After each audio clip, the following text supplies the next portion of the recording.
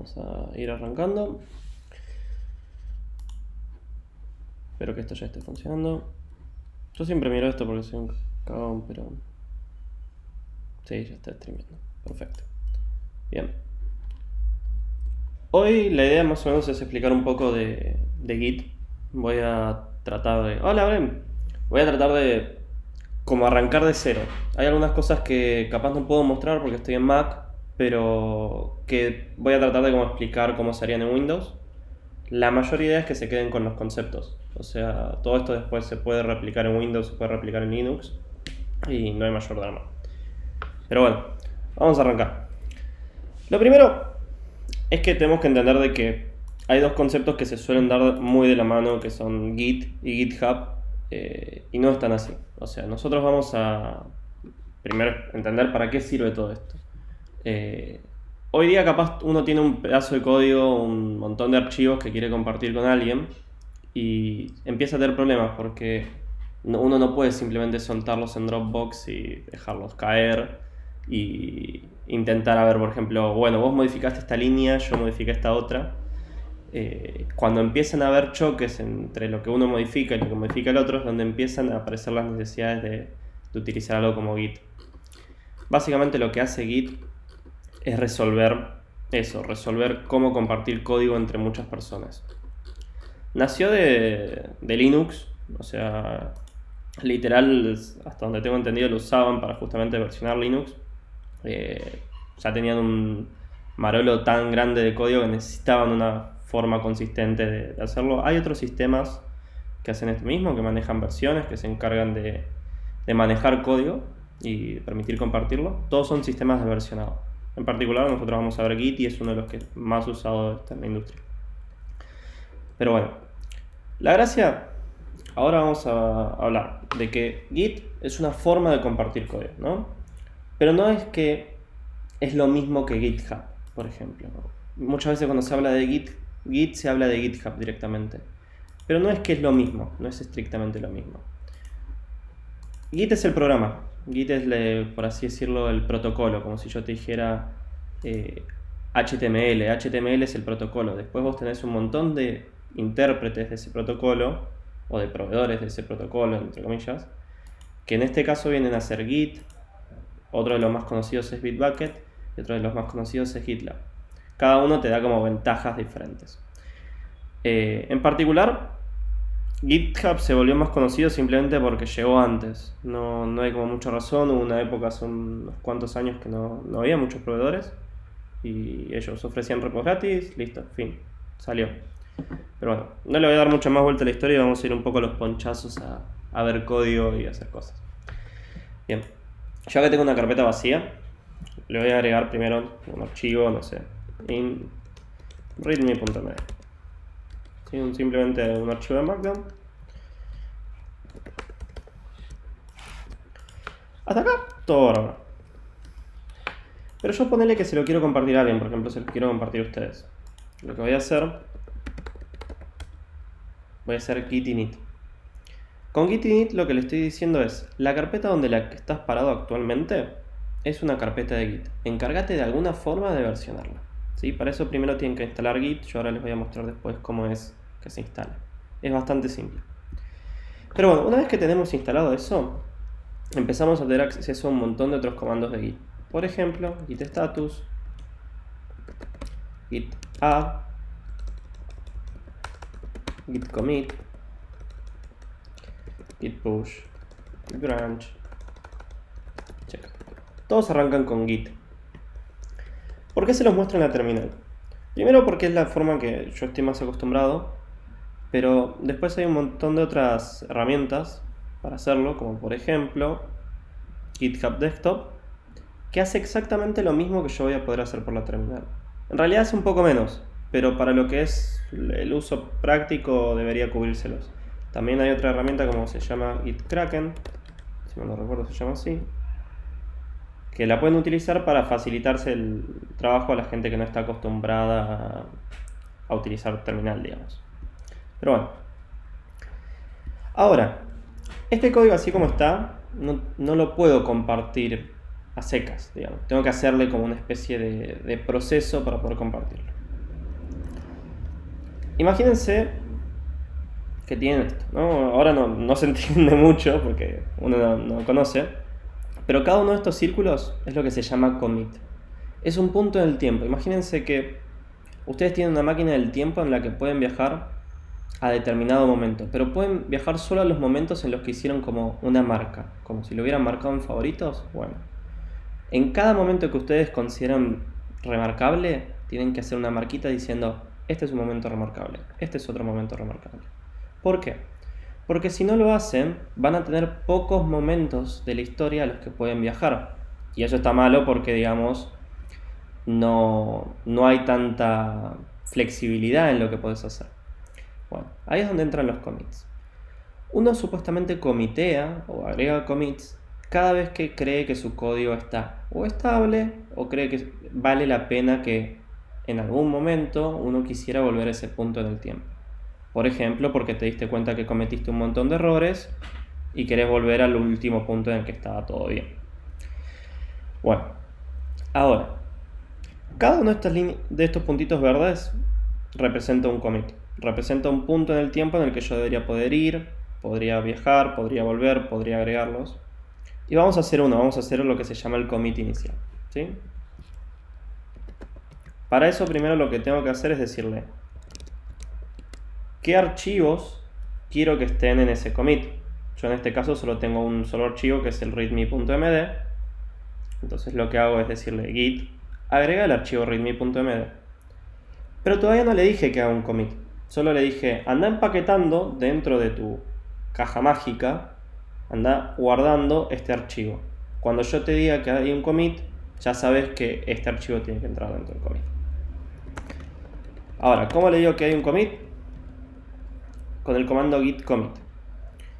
Básicamente lo que le estoy diciendo es que hay un commit y ese commit tiene de mensaje, o por así decirlo, como un identificador. Es como si uno marcar en una línea de tiempo cuando es su cumpleaños, cuando es el cumpleaños de un familiar, cuando es el de un amigo, alguna fecha importante. Le ponemos nombre a todo eso, porque si bien sabemos que son fechas importantes y podemos volver a esas, necesitamos saber qué es lo que pasó en esa fecha para saber si queremos volver ahí o si queremos volver a otro punto del tiempo. Hablo mucho de viajar en el tiempo porque Git sirve también un poco para eso, para solucionar o volver para cosas que antes funcionaban, volvés a ese punto, o agarrás código que alguien hizo en el pasado. Hablo mucho de viajar en el tiempo porque a veces parece una pequeña máquina del tiempo el pasado. Pero bueno, lo importante es que yo acá le pongo un mensaje al commit. Es totalmente arbitrario, yo le podría haber puesto cualquier otra cosa a ese mensaje. Podría ser jamón y estaría bien. El tema es de que si yo le pongo cosas extrañas, después cuando yo quiera decidir a dónde voy, me va a costar bastante saber a dónde estoy. Bien. Ahora, yo lo comité.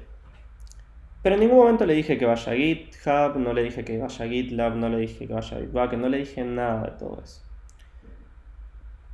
Cuando recién arrancamos no se entendía muy bien la diferencia entre GitLab, Git, todas esas cosas. La diferencia es que, como les digo, Git es el protocolo, Git es la herramienta. Uno necesita de Git para poder utilizar otras plataformas que te permiten compartir código. Es como el protocolo de email. Hotmail, Gmail, Yahoo, todos los proveedores de email, fíjense que yo Hotmail, re viejo. Todos los proveedores de email se basan en un mismo protocolo. Todos se pueden enviar correos entre sí, pero al final del día son plataformas totalmente diferentes que simplemente pueden coexistir y funcionar entre sí. Pero uno elige una sola, o si elige varios, hace varias cuentas, lo que sea, pero trata de usar una sola. Bueno, en mi caso, por ejemplo, yo prefiero usar GitHub. Hay un montón de ventajas, desventajas y diferentes cosas. Y ahí es donde entra un concepto que se llama los repositorios.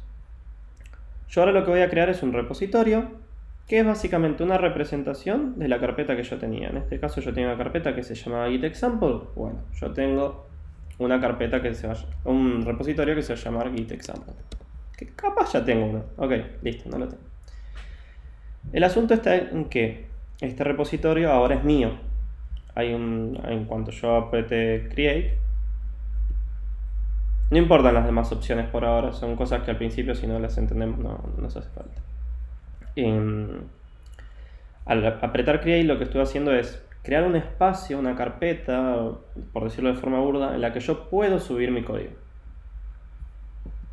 Esto es público, o sea, si ustedes entran, lo mando por el chat, lo pueden ver, pueden usarlo, qué sé yo. No van a tener permiso para modificarlo, pero después vamos a ir un poco para ese lado. Por lo pronto es que me da un montón de configuración y cosas que no se entienden al principio. Pero acá les cuento un poco más.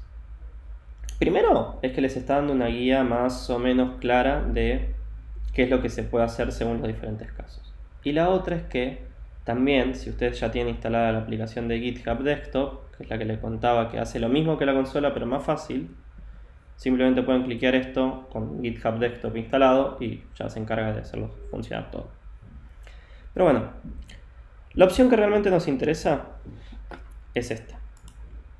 Pushear un repositorio existente desde la línea de comandos. Porque yo efectivamente hice git init acá y lo que hice es crear un repositorio local.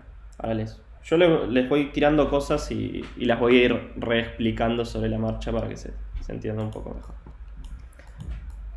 Para que vean lo tonto que es esto, lo voy a copiar y pegar. No es que hay que pensar mucho sobre lo que te hacen ellos.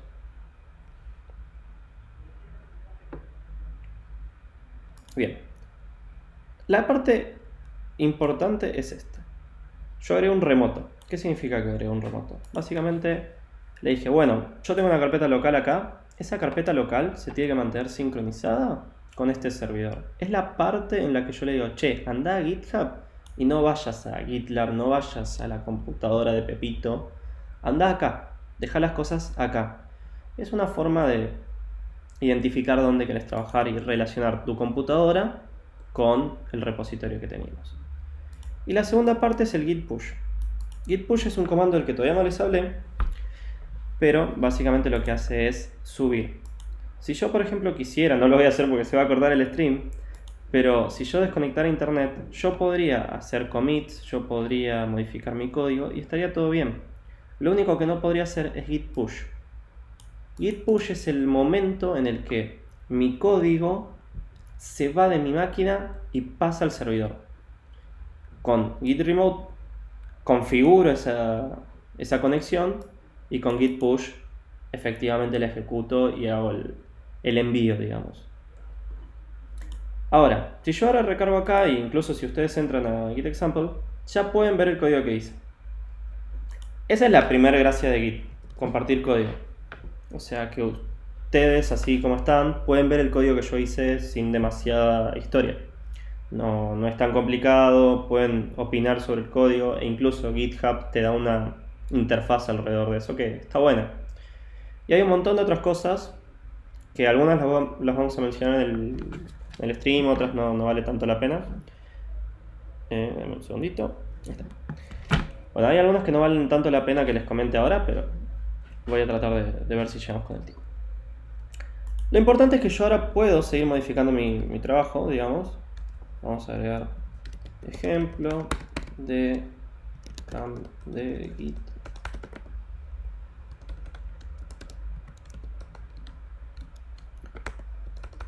Y vamos a agregar algunos comandos de los que fuimos viendo. Git init. Simplemente por una cuestión de escribir algo en el archivo. Esto podría ser código.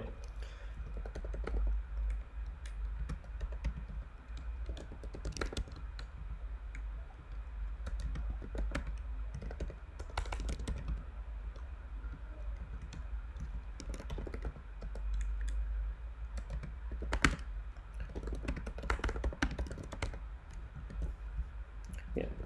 Y voy a hacer lo mismo que hice antes, pero de una forma un poco diferente. Agrego el archivo readme.md, como hice antes. ¿Por qué lo agrego? Porque le hice modificaciones. Entonces yo le tengo que decir: ¿cómo anda, Juan? Bueno, la cosa de esto es que yo agregué el archivo que acabo de modificar. Con eso le digo a Git que en esa caja donde va a armar el commit empiece a guardar ese archivo. No está acá, todavía no se subió, no se modificó, sigue estando como estaba y va a seguir así hasta que yo le diga lo contrario. Yo podría pensar mal y hacer un git push origin master, como habíamos hecho acá, y se subió el código. Perfecto, lo voy a intentar y van a ver que no logro nada.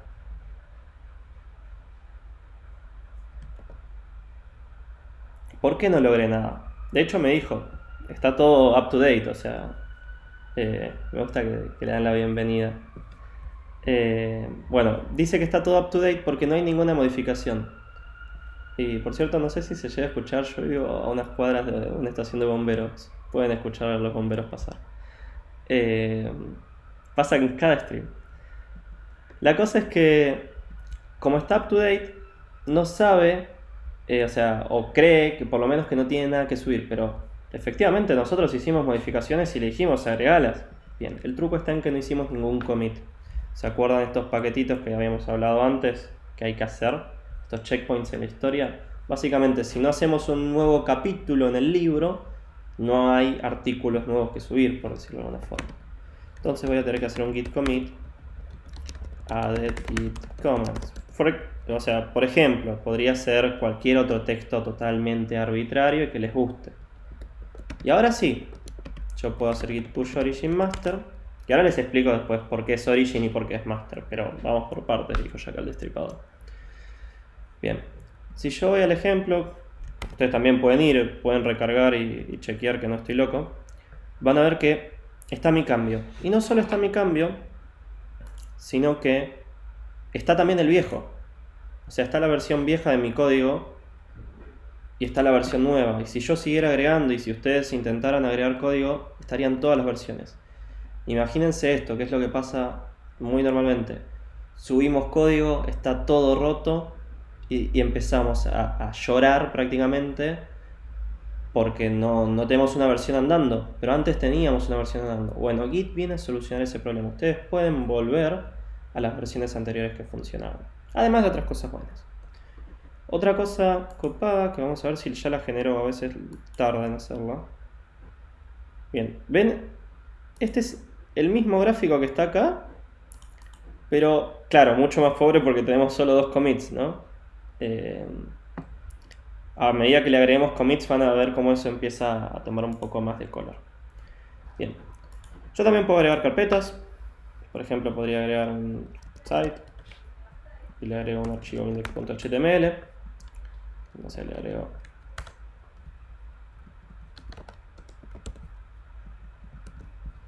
nada, o sea, no estoy explicando HTML ni nada. Nosotros podríamos incluso poner imágenes, podríamos poner CSS, podríamos poner archivos grandes, por ejemplo, podríamos poner un video. El truco está en que Git sabe manejar mejor archivos de texto plano, o sea, archivos que nosotros podemos modificar con nuestro editor. Ahora les voy a explicar por qué, pero si quieren pueden subir archivos grandes como videos o imágenes o pequeñas cosas que necesiten en sus proyectos. Yo les recomiendo que sean precavidos con eso, no lo empiecen, no sé, a usar para compartir películas o suban un MP4 de 1 GB. ¿Por qué? Porque primero no van a tener ninguna de las ventajas de GitHub, digamos, eventualmente aparte lo van a agarrar. Y segundo, que su repositorio va a tardar 1000 años en descargar y en subir. GitHub está pensado para Git en general está pensado para archivos de texto plano. Si bien puede resolver archivos grandes y tiene algunas técnicas para hacerlo, no es lo mejor, ¿sí? No me quiero ir mucho por las ramas, pero ha pasado de veces que se suben archivos grandes y es un error que después cuesta remendar. Bien. Ahora, cuando tu página se empieza a poner compleja, uno no sabe ni siquiera qué poner en el git add. Vieron que antes hacíamos git add readme.md y si nosotros tenemos un montón de archivos tendríamos que hacer un montón de archivos. Por ejemplo, ahora tendría que hacer site. Bien. Hay una forma de hacerlo, que al menos es la que yo uso. Hay muchas cosas que yo les voy a estar mostrando que son vicios míos. Que hay otra gente que lo hace diferente, pero bueno, son distintas formas de llegar a lo mismo. Yo, por ejemplo, lo que hago es git add punto. Lo que hace punto es resolver a la carpeta actual. O sea que va a agregar todo lo que esté dentro de esa carpeta. Y como estamos parados en git example, resuelve todo. Básicamente ahí agregué index.html y readme. No me tengo que preocupar ahí con eso de cuál es el archivo que cambié ni nada. Y si quiero saber qué es lo que estoy por comitear, porque a veces te da la duda de si realmente estás comiteando lo que necesitas, si estás comiteando cosas que no deberías, porque no sé, tenés algún archivo roto, hace git status. Vamos a agregarlo acá. Git status lo que hace es decir el estado actual del repositorio local. No habla sobre este repositorio, del repositorio remoto, sino que habla de lo que tenemos en la compu, cómo está, si hay cosas que no se comitearon, si hay cosas que no se agregaron, nos cuenta todo. Por ejemplo, si yo ahora vuelvo a hacer git status, me dice, che, modificaste el readme.md, pero el único archivo que está para comitear es el index.html. ¿Por qué? Porque yo no hice un add, o sea, el add lo hice antes de haber modificado el readme.md. Por eso es importante que estemos constantemente haciendo los git add cada vez que necesitamos. Bien, y ahora sí, efectivamente los dos cambios están para ser comiteados. Con eso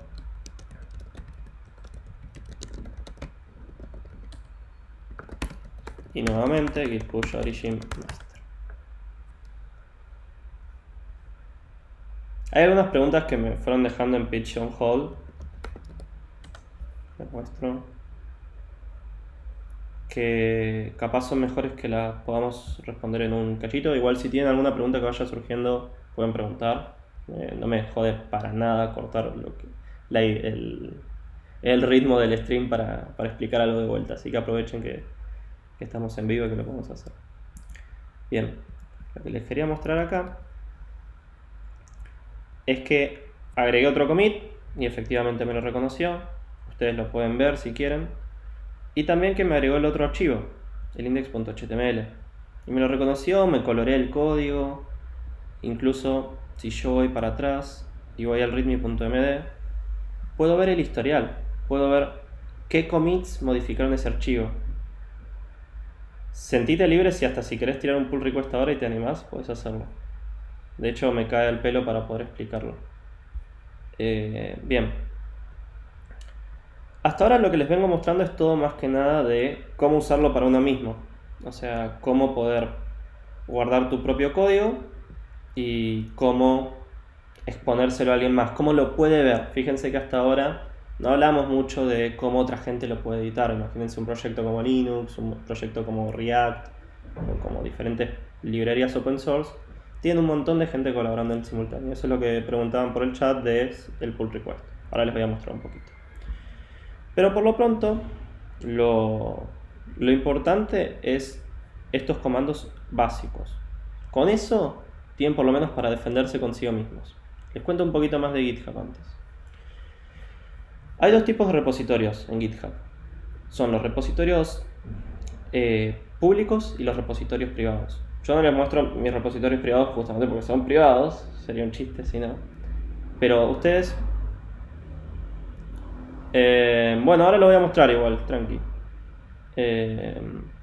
Los repositorios públicos son los que todo el mundo puede ver con simplemente enviarle el link. Son en los que hay código open source y no hay drama de usarlos. En general tienen una licencia, o sea, dicen para qué cosas los puedes usar, si los puedes modificar o no.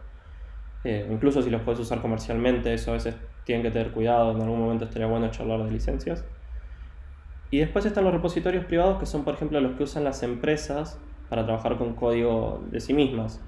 Empresas que utilizan su código comercialmente no siempre quieren que su código se vea al público.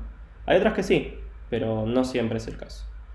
Entonces como que ahí juega un poco de qué clase de repo crean ustedes.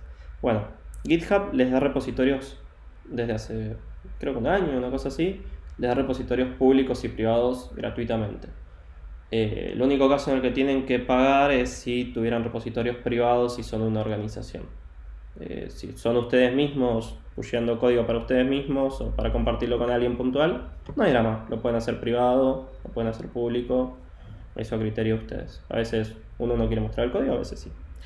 Pero bueno, vamos a hablar de lo que hablan ahí un poco de los pull requests. Para eso primero tenemos que entender qué son las branches. Probablemente lo esté pronunciando muy mal, pero bueno. Las branches son diferentes líneas de tiempo, por decirlo de alguna forma. Es literal, este gráfico cae al pelo para explicarlo porque Cada uno de estos círculos, como les decía, son los commits. Los commits son puntos en el tiempo a los que uno puede volver. Pero ¿qué pasa cuando hay dos computadoras involucradas?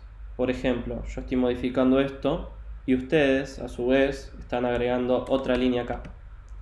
Bueno, ahí es donde la cosa se empieza a poner mágica y le vemos el valor a Git versus, no sé, una instancia de Dropbox o Google Drive.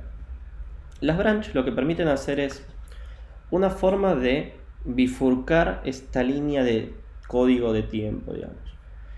Uno puede hacer una branch a partir de un commit, y lo vamos a hacer ahora, por ejemplo, con este comando git checkout-b, y ahí le ponemos un nombre totalmente arbitrario, el nombre que nos guste. En general hay que tratar de que sea representativo de lo que vamos a hacer. ¿Por qué haría esto? Por ejemplo, yo estoy yendo, no sé, voy a React, vamos a ir al GitHub de React, y claro, hay un montón de gente haciendo un montón de cosas, y si yo entro, suponiendo que tuviera permisos para hacerlo, lo cual no tengo, pero yo entrara, no sé, yo le creo un archivo nuevo, ahora creo que esto me está forkeando, ok. Si yo les creo un archivo nuevo, yo los voy a arruinar a un montón de gente que no tiene el código actualizado. O por ejemplo, si modifico este archivo, no sé, el package.json, por dar un ejemplo. Si yo modifico esto, puede ser que alguien esté modificando el mismo archivo a la vez y empezamos a tener problemas. Entonces por eso, primero hago mi modificación en mi branch, no afecto a nadie y después vemos cómo lo solucionamos. Yo por ejemplo acá voy a hacer una branch en la que voy a agregar git checkout-b branch name. Y ahí sigo como siempre. Hago un git add, punto, para agregar todo. Y le pongo add git branch.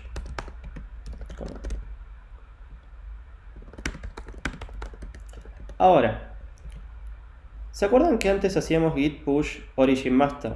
Bueno, master era el nombre de la branch que usábamos. Es el nombre de la branch por default, o sea, de la rama por default de casi todo repo.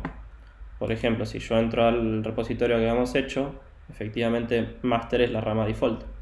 Bueno, ¿qué significa que sea la rama default? Significa que cuando ustedes entran a un proyecto, es la rama que ven. Es la rama que si no especificaron nada, están ahí. Pero yo especifiqué algo, yo le dije, ya no estoy más en master, estoy en example branch. Por eso, acá en vez de git push origin master, acá es example branch. Lo que les da otra idea, ustedes si pueden elegir qué ramas pushear, pueden elegir pushear a una rama y no a la otra. Entonces pueden decir, bueno, yo modifico en mi rama, pero no modifico la rama de alguien más. Entonces el trabajo se mantiene por separado hasta que efectivamente lo querés mezclar. Pero bueno, logramos hacer el push. Estamos de acuerdo que está hecho. Estamos de acuerdo que el código debería estar acá. Pero el código no está acá todavía. ¿Por qué? Porque yo estoy viendo la rama master, que es la rama default. De hecho, este pequeño selector de acá de GitHub me está diciendo eso. Yo puedo cambiar la rama que estoy viendo, ¿sí? E incluso yo ahora podría hacer git checkout master y vuelvo a master. Con checkout me muevo entre ramas y con checkout-b me muevo entre ramas y si no están las creo. No estoy 100% seguro del último comando de -b, pero yo lo uso para eso y me funciona. Podemos chequearlo después si quieren. El punto está en que ambas versiones del código coexisten, ¿sí? Y de hecho yo voy a agregar otro comando acá para que vean cómo Git de alguna forma se las arregla. O a veces no. Yo acá agregué checkout master y en example branch yo tengo checkout-b. Son dos cosas diferentes, simplemente están en ramas diferentes, listo. Ahora, ¿qué es lo que va a hacer Git con esto? Porque yo agregué una rama, un archivo, modifiqué el archivo en un lado y en el otro. Algo tiene que hacer Git, porque no puede hacer que las dos versiones coexistan. Tiene que resolver algo. Y ahora voy a pushear a master. O sea, la rama en la que estoy ahora, porque cambié de example branch a master. Lo bueno de esto es que lo pueden repetir, así que si fui muy rápido capaz me pueden decir. Bien. Ahora, yo tengo dos branch. Voy a abrir en otra pestaña esto. Fíjense, tengo git checkout master acá, lo pueden ver ahí. Y tengo git checkout-b acá. Son dos versiones totalmente diferentes. Ahí es donde entra lo que nos comentaba nuestro amigo Valiant Tool, que son los pull requests. Yo voy a hacer un pull request a mí mismo. ¿Qué es un pull request? Es básicamente una especie de formalidad. Hay formas de hacerlo sin esta formalidad, por eso le digo que se puede hacer de otras. En la que decimos, agarra, les voy a mostrar con network que va a ser más fácil. Es una forma de decir que esta rama que hice, esta separación de la línea de tiempo, unilas. Es como agarrar y hacer el final de endgame, digamos.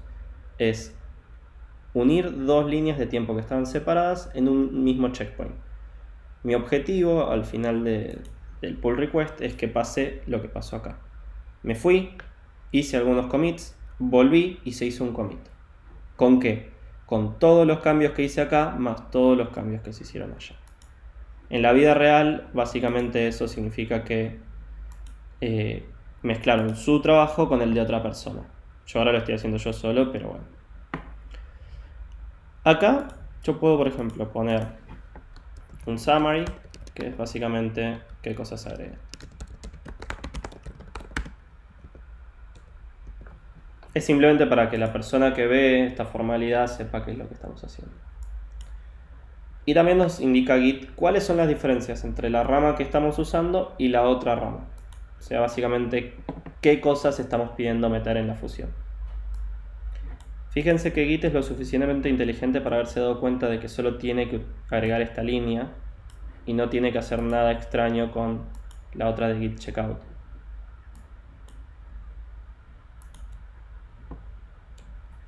Eso que hice fue mergearlo, ¿sí? Eso es unir esos dos puntos en el tiempo. Si yo ahora actualizo acá, ok, ahí está Valiant, que logra hacer un commit. Fíjense que mi rama ya se unió con master, pero al mismo tiempo se separó otra rama desde acá. Esa rama puede coexistir, yo puedo seguir pusheando código acá y no pasa nada. Simplemente se le va a hacer cada vez más complicado a Git resolver las diferencias entre un código y el otro. Bien. Si yo ahora voy al código, van a ver que está checkout master y checkout-b. Git solo se dio cuenta de cómo tenía que unir el código, ¿sí? Ahora, ¿qué pasa cuando no sabe cómo hacerlo? Por ejemplo, vamos a intentar a ver si lo puedo lograr. Yo voy a estar parado en master. Voy a hacer que esto sea... bueno, primero les voy a mostrar algo más. Fíjense que acá dice git checkout-b, git checkout master, y yo estoy parado sobre master, o sea que en la rama master tendría que decir git checkout master y no lo dice. Ahora lo miramos al pull request. Creo que ya está, sí. Bueno. Básicamente acá me falta una línea que debería decir git checkout-b. Y no está. Pero en GitHub sí está. ¿Cómo es eso? ¿Qué es lo que pasó? ¿Qué es lo que hay extraño? Básicamente lo que está pasando es que nosotros le tenemos que decir explícitamente a Git que traiga los cambios de esa branch. Para eso está el comando pull. Yo voy a agarrar y voy a hacer git pull origin master. ¿Por qué master? Porque estoy en la rama master y estoy queriendo traer las actualizaciones de la rama master. Este comando git pull es muy normal de usar cuando están laburando con gente. Cuando alguien más le modificó la rama, muy probablemente tengan que traerse los cambios de esa rama. Entonces no les queda otra que hacer pull constantemente para estar actualizados con el código que le hizo otra persona. Todo esto lo estoy haciendo como muy rápido. Ustedes me pueden detener cuando quieran y yo trato de reexplicar lo que sea. No hay drama. Pero bueno, mientras seguimos. Yo voy a agregar, por ejemplo, el comando git pull origin branch .name. ¿Sí? Lo voy a agregar, lo voy a hacer el git add, git commit. Y vamos a intentar también mergear el pull request que hicieron. Fíjense que ya se vuelve medio rutinario. Git add, git commit, git push origin y la rama en la que estén.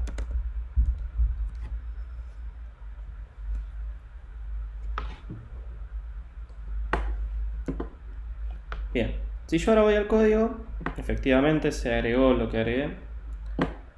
Vamos a mergear el pull request simplemente para ir afianzando un poco las cosas. ¿Ven? Este código lo modificó Alan en su propio repositorio. De hecho, si entramos al repositorio de Alan, hay una copia de mi repositorio. O sea, no modificó en el mío, modificó en una copia de él, en una branch de él. Es como lo que veíamos acá de networks. Es otra rama, imagínenselo como otra rama en la que él puede hacer lo que quiera y no me afecta a mí, hasta que efectivamente hace esta formalidad de pedirme modificar mi código. Bien.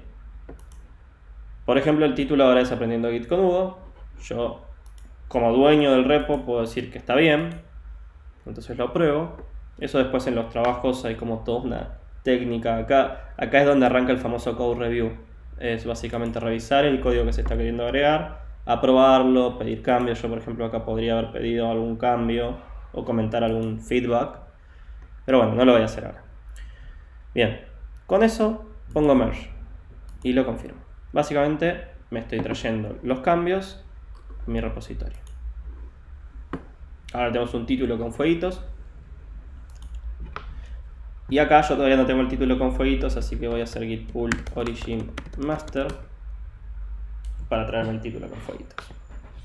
Bien, estamos bárbaros y Visual Studio Code se viene bancando los emojis como un campeón.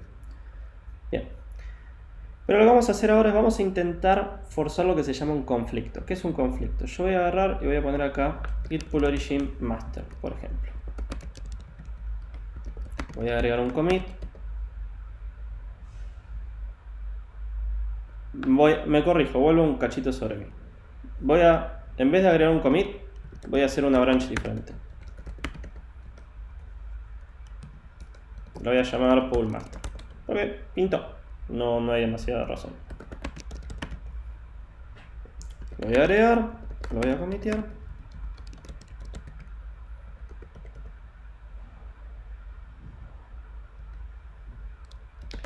Y lo voy a pushear.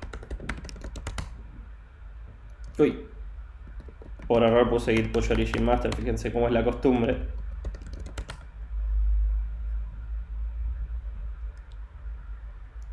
Lo pusheé. Si yo ahora voy a master, efectivamente no está. Y si yo voy a pull master, dice pull origin master. Si voy a master dice git push origin. Voy a hacer algo que normalmente sucede cuando uno trabaja en su propia rama durante mucho tiempo y modifica los mismos archivos que otras personas. Por ejemplo, nosotros acá habíamos hecho la modificación de que diga master, una tontera que podría ser un HTML muy complicado o podría ser un archivo de JavaScript. Bien, yo acá desde master voy a escribir git pull origin. ¿Por qué? Porque pintó, no, nada muy claro. Y voy a comitearlo dentro de master.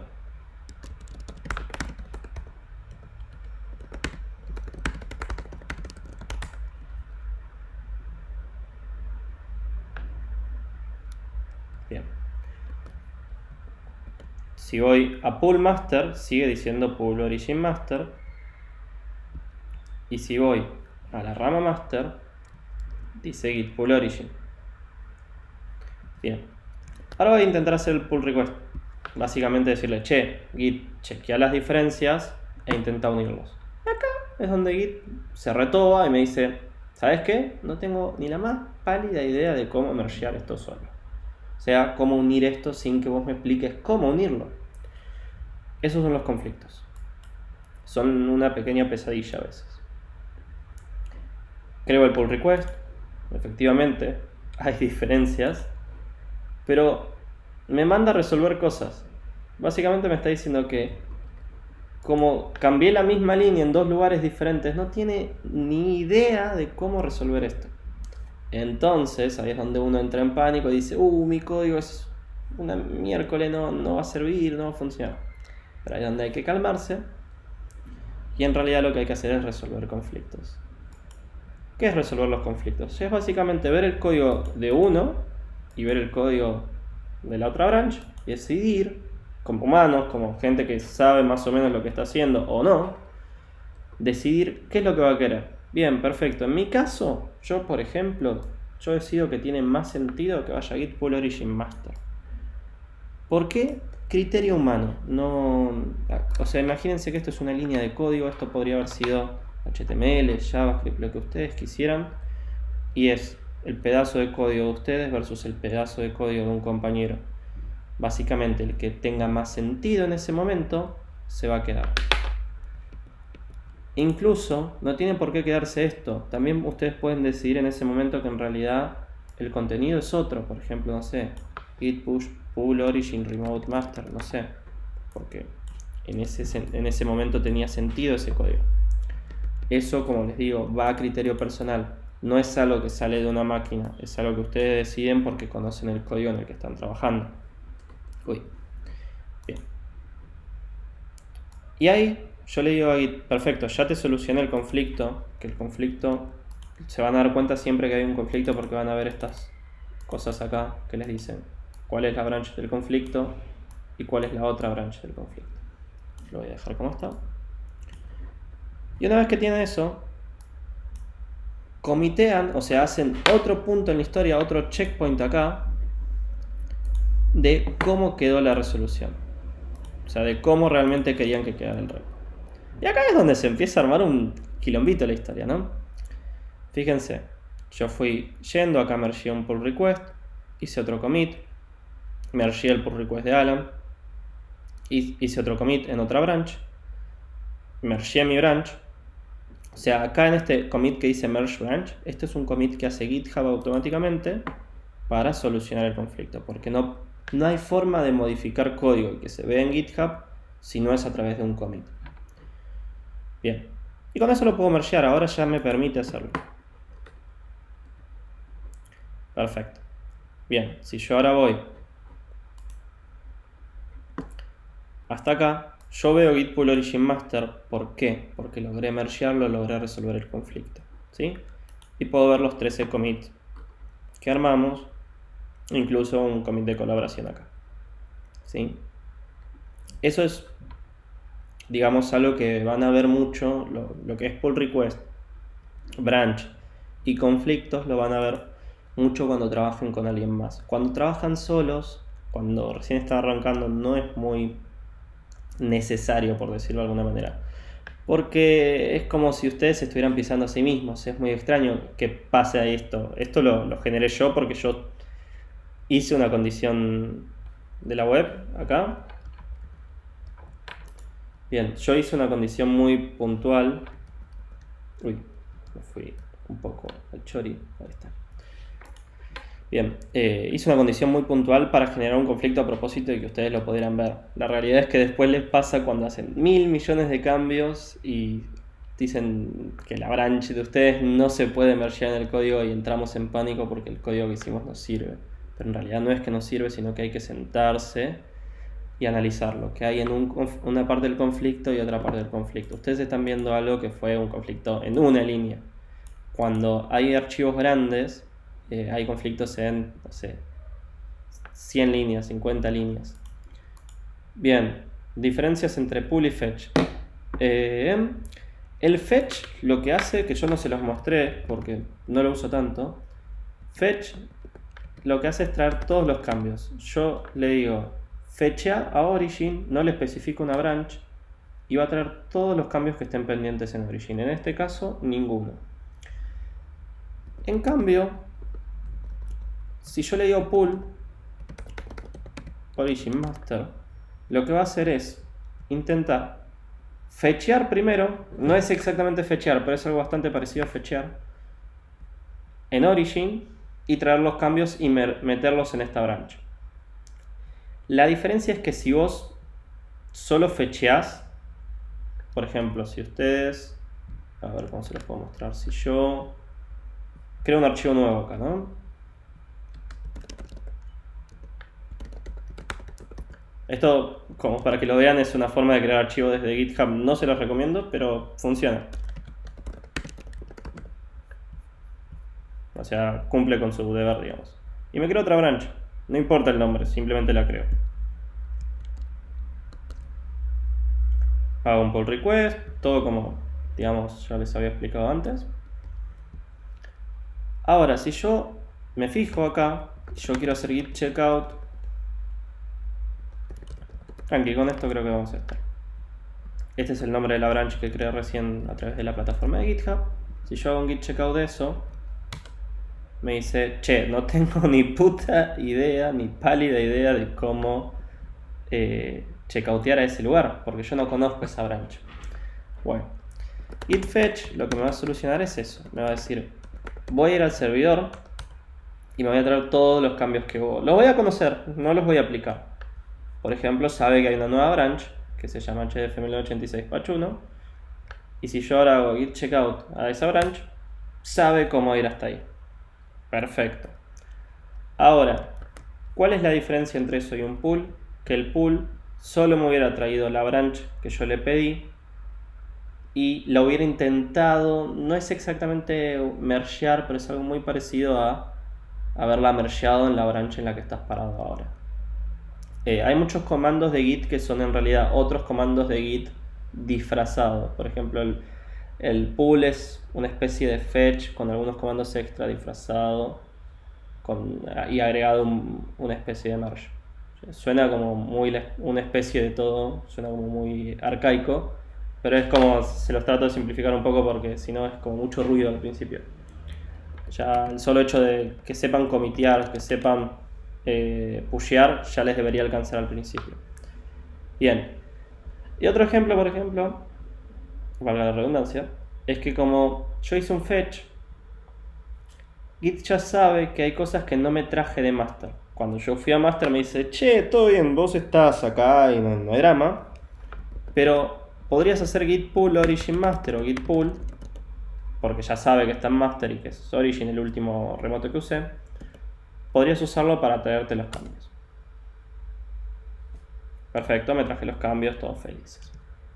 Bien, hasta ahí más o menos estamos. Eso es lo básico.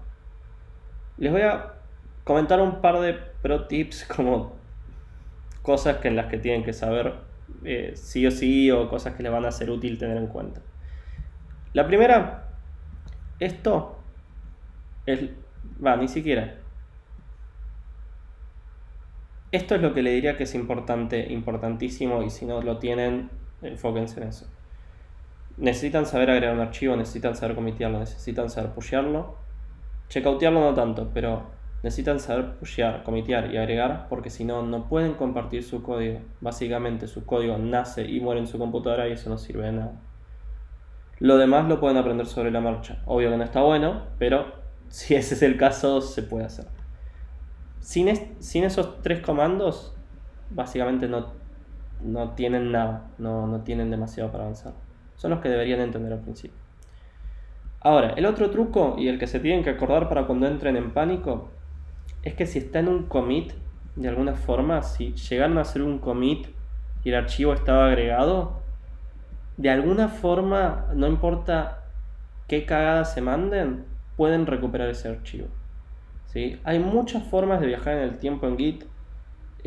No las quiero mostrar en profundidad ahora, pero les quiero contar que, por ejemplo, existe algo que se llama primero git log, que es un listado de todos los commits.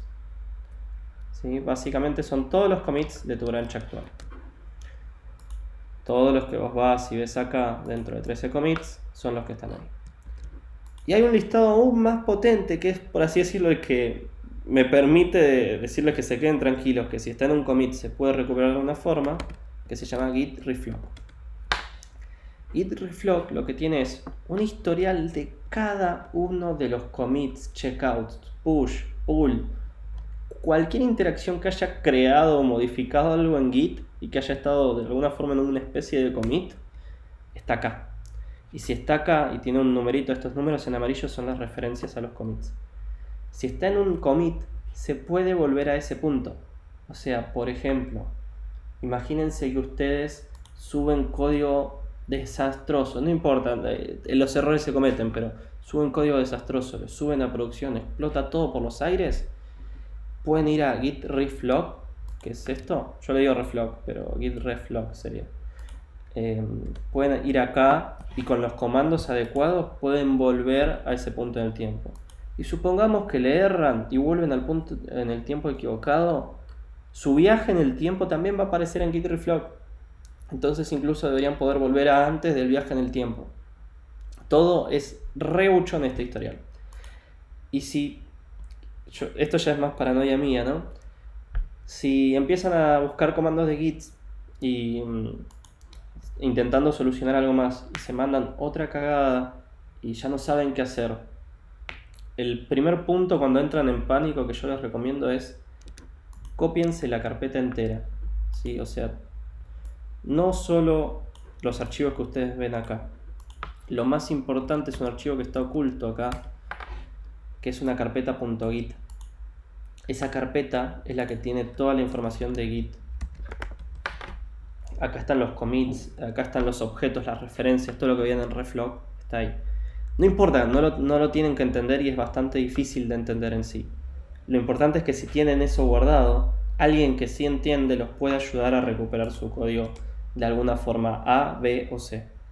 Entonces se van a ahorrar un par de días llorando porque perdieron mucho código o rompieron producción o cosas así, ¿sí? La moraleja, si está en un commit se puede rescatar de alguna forma. Y si no están seguros, antes de mandarse mocos, háganse una copia de la carpeta entera.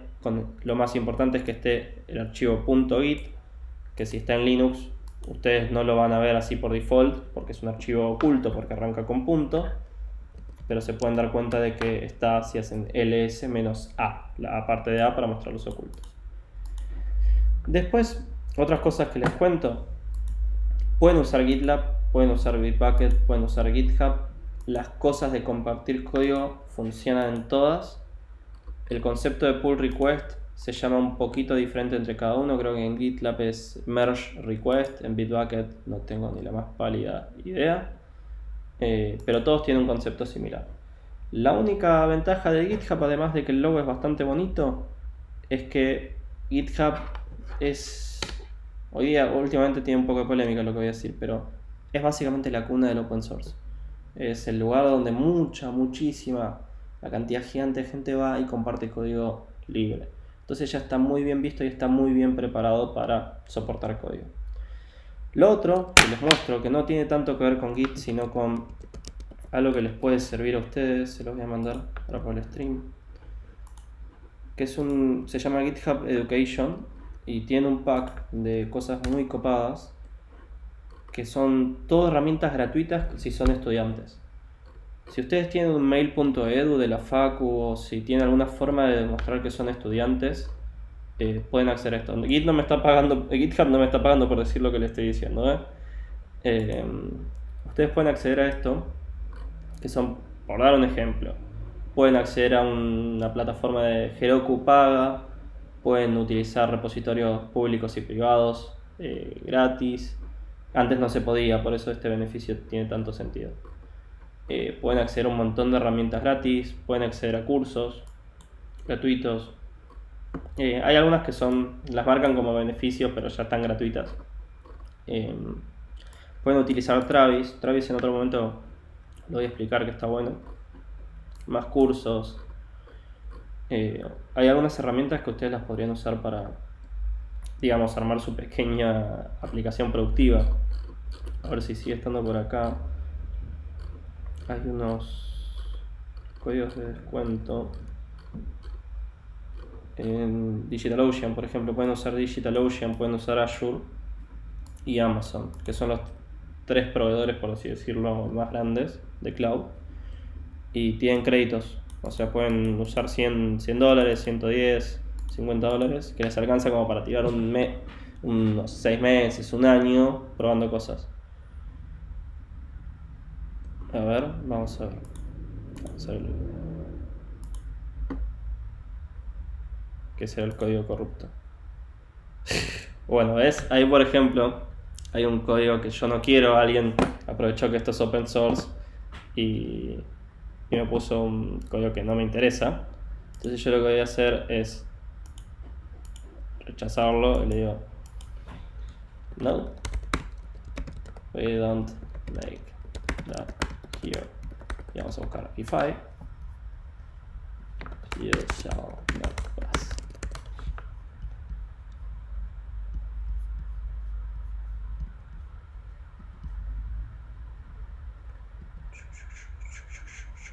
Creo que es acá.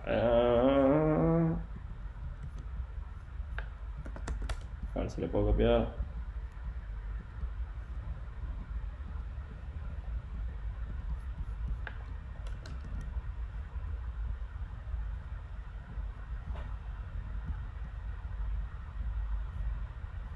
Uy, no copié el GIF.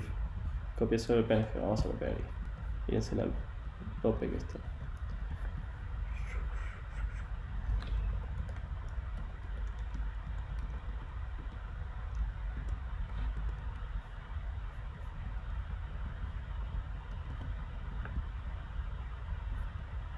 Bien. Y le pongo un review. Yo le comento que no quiero eso. Le puse en dónde está el problema. Si hubiera código le podría comentar cosas más específicas. Pero básicamente este pull request no se va a mergear hasta que yo diga que se mergee. Y de hecho yo se lo puedo cerrar y decirle: qué bueno que hiciste este aporte, la verdad no me interesa tu aporte en lo absoluto.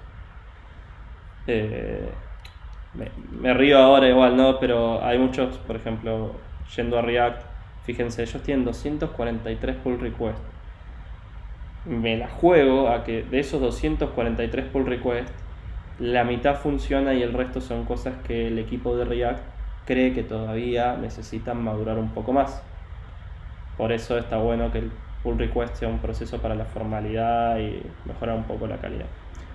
También en muchas empresas se lo ve como un momento para capaz enseñar, o sea, gente que, no sé, junior o algo, vos le das la oportunidad que mete el código que quiera y como pasa por esa etapa de revisión, igual, obviamente si se dio la maña para llegar a ese proceso de revisión, lo cual estaría buenísimo, igual puede estar seguro de que su código va a ser revisado y que no tiene que tener miedo de escribirlo.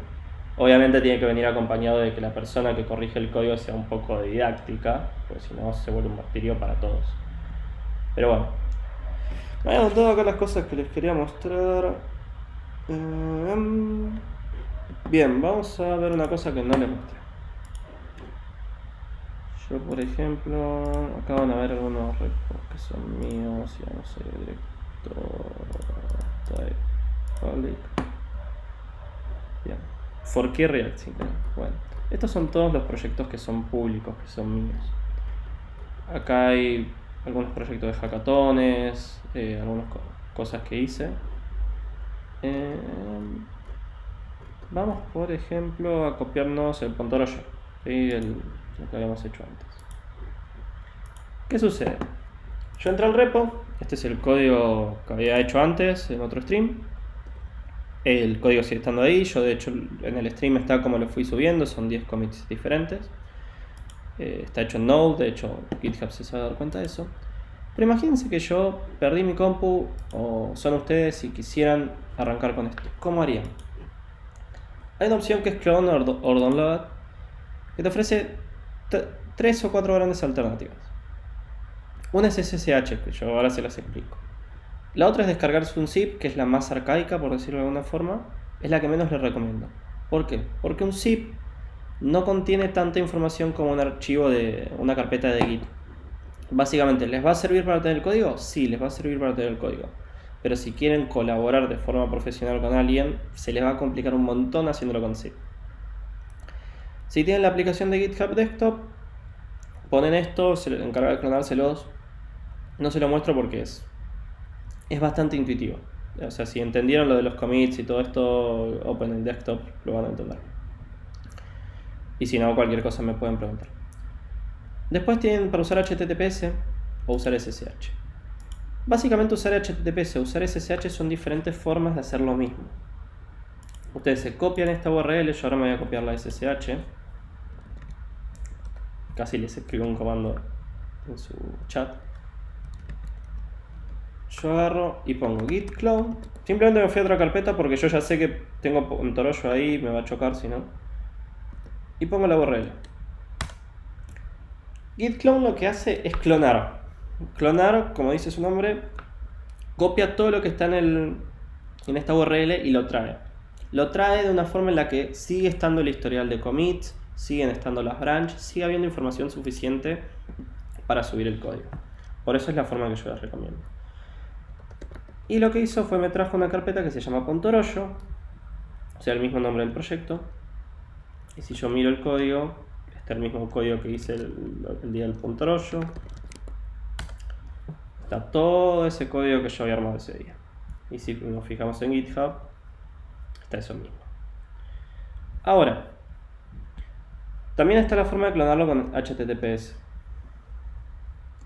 Yo voy a agarrar, voy a hacer lo mismo, git clone. Puede ser que falle esto, ¿no? Sí, me falla porque yo ya lo cloné, entonces ya existe una carpeta llamada .torollo. La voy a borrar y voy a hacer un git clone. Bien. Me permitió clonarlo porque es un repositorio público. Pero si fuera un repositorio privado, HTTPS no tiene forma de saber que yo soy yo. Entonces me va a preguntar mi usuario y mi contraseña. Lo cual al principio parece más seguro, pero la realidad es que mi contraseña, por decirlo de alguna forma, es un set de caracteres, no sé, 16, con suerte caracteres. Pero SSH es otra forma, es otro protocolo que es mucho más seguro. Es básicamente una forma mucho más segura de clonar repositorios. Si yo me quedo con SSH, bueno, me estaba llorando porque ya lo creé, pero si yo lo clono con SSH, nunca me va a pedir la contraseña, no importa si ese repo es privado, público, lo que sea. Pero lo importante es que me permitió clonarlo de una porque sabe que mi computadora es la computadora de HDF 1986. ¿Cómo sabe eso? Por unas claves, que esto es lo que mucha gente se marea, yo ahora les voy a mandar un link. Básicamente, mi clave, digamos, está reemplazada, en vez de escribirme una contraseña que yo me tengo que acordar, está reemplazada por la parte privada de esto. O sea, yo les estoy mostrando la parte pública. Hay una parte pública que es el rca.pub y hay otra parte privada que es solo RCA. No les voy a mostrar el RCA porque obvias razones. Pero esto se lo pueden pasar a alguien y decirle, che, ¿le das acceso a este repo, a esta clave? O ustedes van a su cuenta de GitHub y dentro de SSH configuran una clave de SSH con esa clave pública. Yo ya la tengo configurada. Y en Windows se hace de una forma un poco particular. Yo ahora después cuando publique el repo voy a ver de agregar acá la opción, la guía de cómo hacerlo en Windows.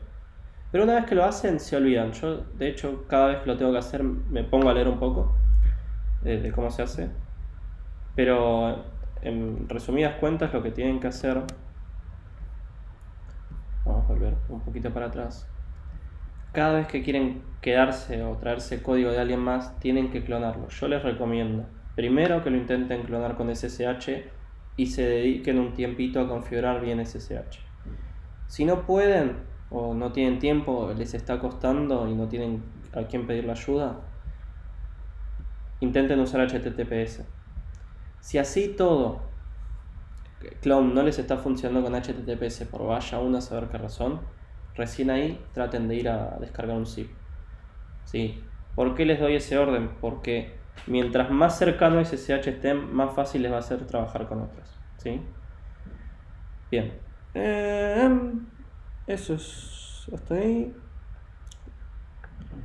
Les cuento un poquito más. O sea, nosotros hasta ahora habíamos hablado de hacer commits, que son estos. O sea, hacer un git add de lo que modificamos y hacer un git commit.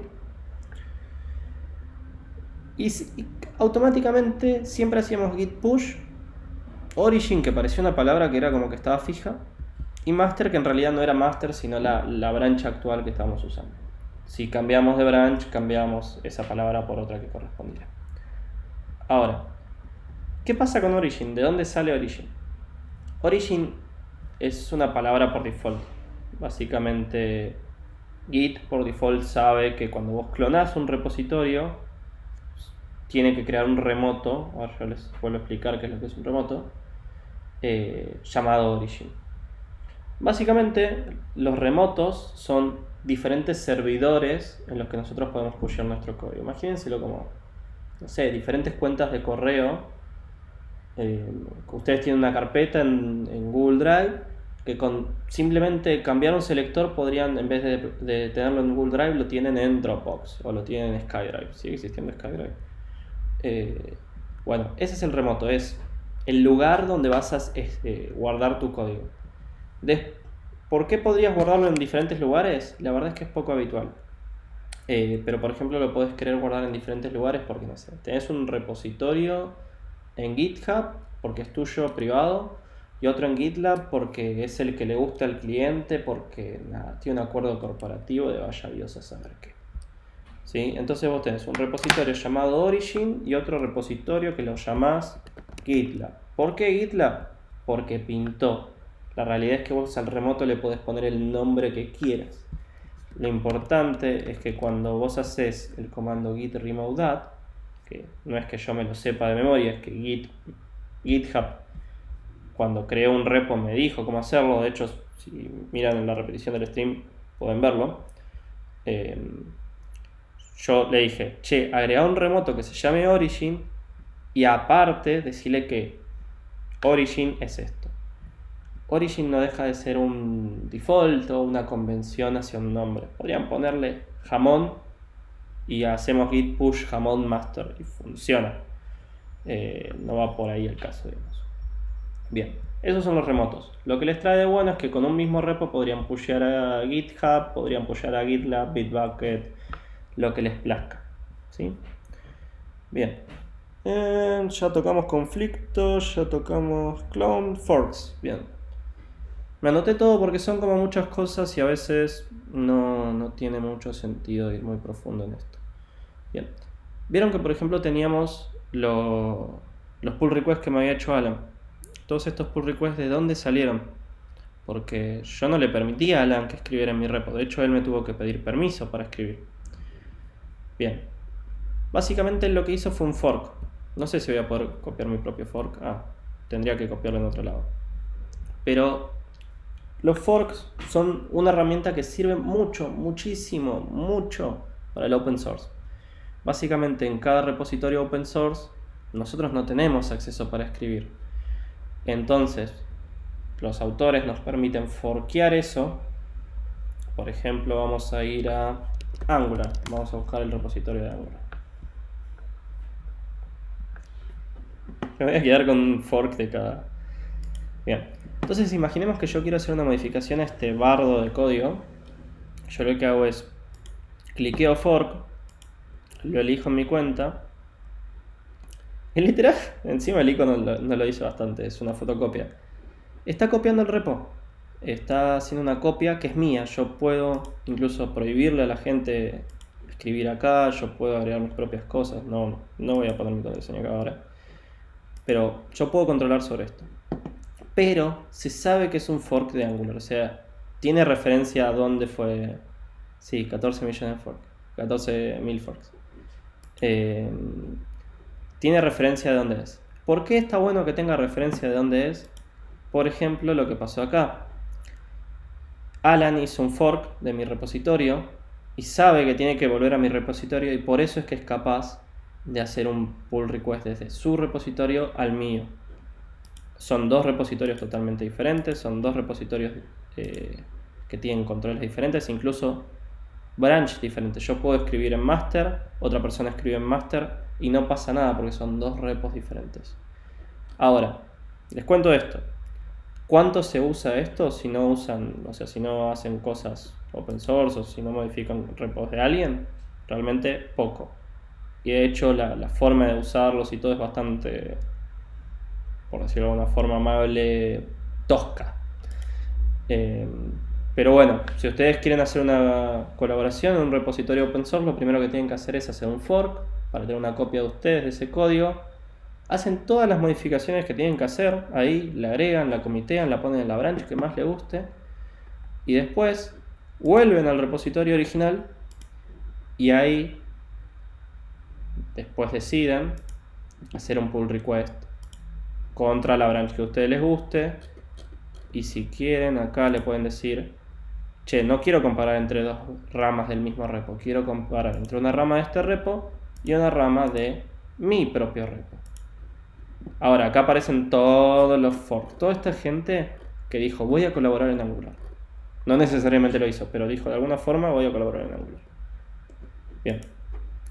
¿Por qué les cuento esto? Porque a veces no entiendo muy bien cómo funciona, porque muchas veces uno tiene un repositorio público que no tiene nada interesante, pero hay gente que hace forks de eso. No lo modifica, no nada, pero muchas veces van a notar que en sus propios repositorios hay forks. Y a veces también pueden querer, por ejemplo, no sé, les gusta el portfolio de alguien y ese portfolio es público y esa persona permite que la gente se copie de eso. Ustedes pueden forkearlo y hacer todas las modificaciones que quieran y ese repo es de ustedes y lo pueden usar para ustedes mismos y queda ahí. Esa es la gracia de los forks y es como medio la base del open source. Después, a ver, no, creo que con eso estamos más o menos. Vamos a responder las preguntas de Pigeon Hall, que no son muchas, ¿no?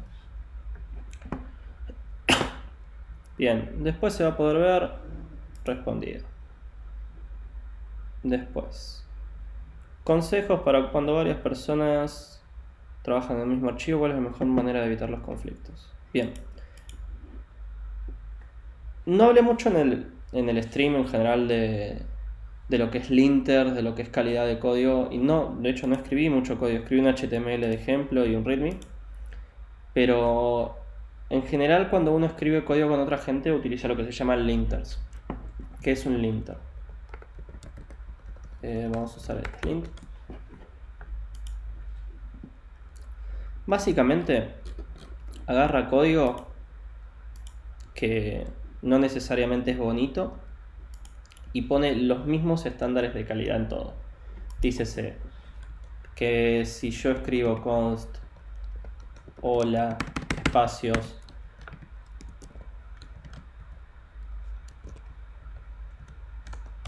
así, el linter se encarga de que consistentemente todos digan así.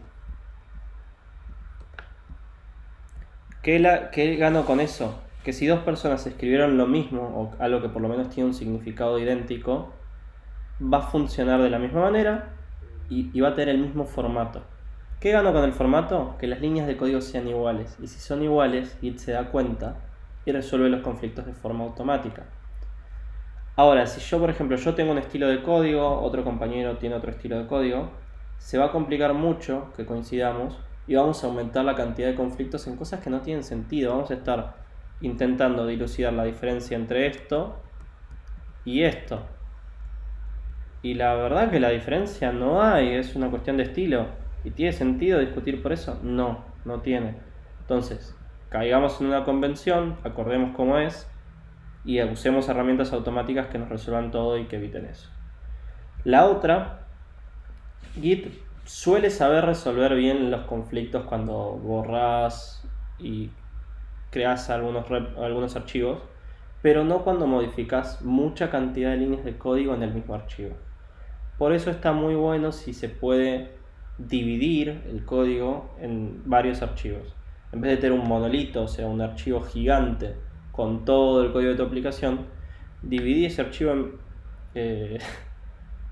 Claro, cuando tenés un conflicto, si pones QA, lo que vas a estar haciendo es que se cierre el editor y no lo da por finalizado. O sea, si no tenés conflicto, genial. Si tuviste un conflicto y no lo resolviste, ese conflicto va a seguir ahí, pero te va a permitir comitear, lo cual está mal. Dos puntos QA es una forma de salir de Vim. Vim es un editor de texto. Es el que por default te va a poner en Linux, creo. Pero bueno, la cosa es que si separamos nuestros archivos grandes en archivos más chiquitos, es menos probable que nos choquemos contra nuestros compañeros. Así que esa es una forma de resolverlo. Bien. ¿Cómo se excluyen archivos de un commit? Hay varias formas. Yo la vengo usando en varios streams y obviamente lo uso mucho en el trabajo, que se llaman gitignore. Con gitignore lo que le estoy diciendo es, o sea, es un archivo que se comitea, ¿no? Todos los archivos que están en esta lista no se van a comitear. Por ejemplo, yo voy a poner una clave privada, ¿no? Esto es secreto. Así como estamos, si yo voy hasta ahí, voy a git example, hago git status, fíjense que me va a intentar comitear una clave privada. Y yo no quiero eso, porque es una clave privada. Entonces lo que voy a hacer es agregar una clave privada al gitignore. Fíjense que se puso grisecito. Entonces, si yo hago git status, lo que va a agregar es el gitignore, pero nada más. ¿Por qué? Porque le dije en el gitignore qué archivos están en la carpeta, pero no son importantes para Git. Entonces yo puedo hacer un git add git commit nm add gitignore. Lo voy a hacer mal y de paso les muestro algo. Y lo pusheo. Probablemente sí te conviene hacer una carpeta. Bien. Yo voy acá. Voy a tener el gitignore, pero no voy a tener la clave privada porque efectivamente no la pude meter dentro de un commit. Ahora, si yo quisiera hacerlo más tarde, por ejemplo, lo que uno quisiera ignorar son los node modules, todo lo que es claves privadas. En general las claves privadas están en archivos.em o deberían. Todo lo que es las carpetas temporales, basura básicamente, basura y cosas secretas. Cosas secretas y además cosas que también podés regenerar a través del código que ya tenés. Los node modules es un ejemplo. Vos podés instalar los paquetes de node a partir del package.json. Entonces no tiene sentido que te mande 2 GB de código cuando vos en realidad podrías estar usando una herramienta que está pensada para descargar esos 2 GB, que es npm. Entonces yo lo único que hago es te subo el package.json, no te subo los node modules, vos puedes descargar los node modules a partir del package.json. Eso tiene un montón de otras ventajas que no me voy a meter ahora, pero confíen en mí que tienen que ignorarlas. Ahora imagínense que yo cometí el error de poner una clave aún más privada. Esto no debería verse. Y agarro y hago un git commit. Además de que en el momento que yo puse added private key, va a haber un montón de bots que van a intentar entrar a mi repo a quedarse con esto. No van a lograr nada porque esto es algo ridículo, ¿no? Pero si yo entro acá, yo voy a ver una clave aún más privada. Yo voy a ir al gitignore y voy a agregar una clave aún más privada acá. Pero no se me puso en gris.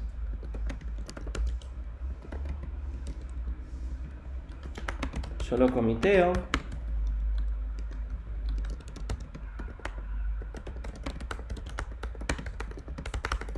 No, créanme, ya me ha pasado de pushear credenciales a los repos. Es un error re común. Ustedes tienen que tener mucho cuidado con lo que pushean acá porque pueden subir claves. Y si suben claves, hay bots que están esperando que ustedes las suban para agarrarlas. Y bueno, hubo un commit más, pero una clave aún más privada no se fue. No, está en el ignore, pero no se fue. ¿Por qué es eso? porque ya había habido un commit que le agregaba. Entonces, el error aún más de novato es hacer git rm o rm, decir, bueno, borro una clave aún más privada, al carajo. Se fue, la comiteo.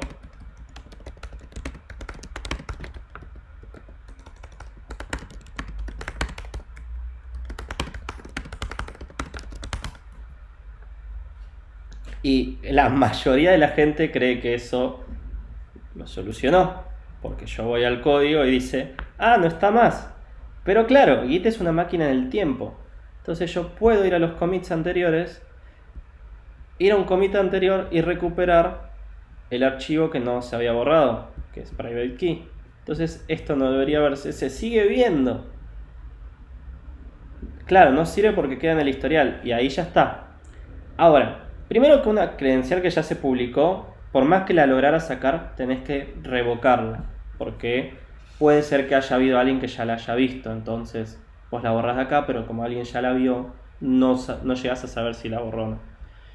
Bien, vamos a hacer una de las muchas maneras de borrarla. Yo, por ejemplo, esto no es para que se lo aprendan, sino para que sepan que hay formas de hacerlo, ¿no? Yo voy a hacer un reset soft de 2 commits. Básicamente los 2 commits que están de antes los deshice. ¿Vieron que eran unas cajitas con cosas? Ya está, los saqué de la caja. Y acá me voy a fijar en qué commit estoy porque estoy justo un commit después de que agregué la private key. Voy a volver un commit más. Básicamente los últimos 3 commits, rompí la caja y tengo solo los cambios en el así sueltos. Y ahora lo que sucedió es que solté los cambios, ya no están en commits. Pasó algo extraño, que se dio cuenta de que yo agregué un archivo, lo ignoré, lo borré. Pero claro, cuando eso yo lo saco de la caja, que son los commits, se resuelven entre sí y dice, pará, vos nunca agregaste nada. Entonces solo modifiqué el git ignore. Entonces si yo agrego esto y hago un commit,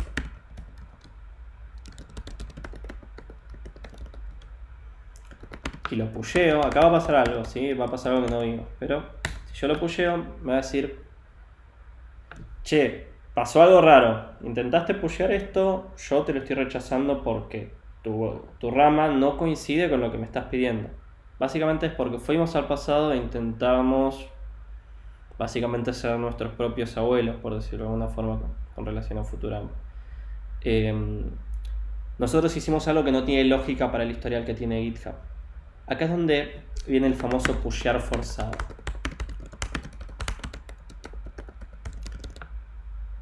Nosotros sabemos que lo que hicimos es algo que queremos hacer porque simplemente, nada, yo ya conozco cómo hacer esto, pero si ustedes hubieran leído y hubieran sabido qué hacer y están confiando en lo que van a hacer, pueden agarrar y hacer un push forzado. Hay 2 formas de hacer push forzado, que es force y otra que es forward with list. A veces, depende qué clase de cosas estés comiteando y pusheando, force with list te va a funcionar y force with list no te va a funcionar. Básicamente lo que hace esto es te ahorra a veces algunas cagadas que te puedes mandar. Y lo que hace force en general es agarrar e ignorar totalmente el hecho de que tu historial es totalmente diferente que el que está en GitHub y decir, ¿sabes qué? Me importa un bledo, vos te quedás con el historial que tengo yo. Y ahora voy a GitHub, fíjense que hasta volví en el tiempo que tengo menos commits y no hay ningún commit en el que haya estado una clave aún más privada. Esa es la solución B, digamos. Hay muchas formas, hay veces que cuando, por ejemplo, no sé, hiciste 10.000 commits y te diste cuenta que la clave privada está en el commit 2, no te sirve esto. Tenés que hacer otros métodos. Hay formas de hacerlo. Si los googlean cómo borrar claves privadas de Git, sale. Bien, si querés borrar un solo archivo, por ejemplo, imagínense que yo ahora hago un archivo, voy a... Lo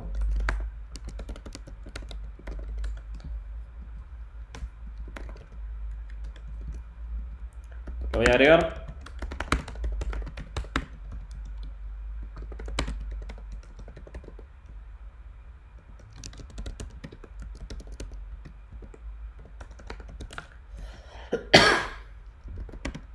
Lo voy a pushear.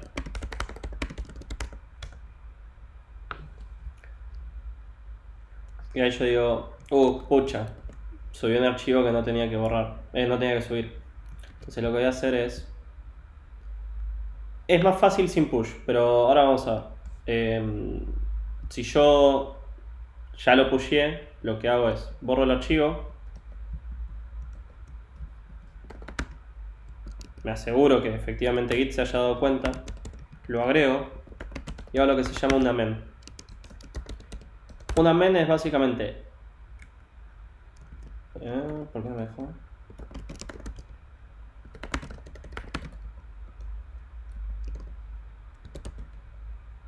Ok. Claro, porque si yo amendeo, no hay, el commit es inválido. Entonces le voy a agregar el allow empty. Pero básicamente el amend lo que dice es, agarra el commit anterior, deshacelo y unilo con lo que yo tengo acá en mis cosas sin comitear. En este caso, en mis cosas sin comitear yo tenía el borrado del archivo. Entonces, si yo ahora hago un git push origin master, todo lo que es amend necesita un push forzado, siempre y cuando ya haya sido pusheado antes, porque justamente todo lo que es volver en el tiempo y modificar cosas, lo necesita. Si yo ahora vuelvo acá, básicamente borré el archivo y generé un commit vacío, porque el commit que antes tenía el agregado de ese archivo ya no lo tiene más. Bien.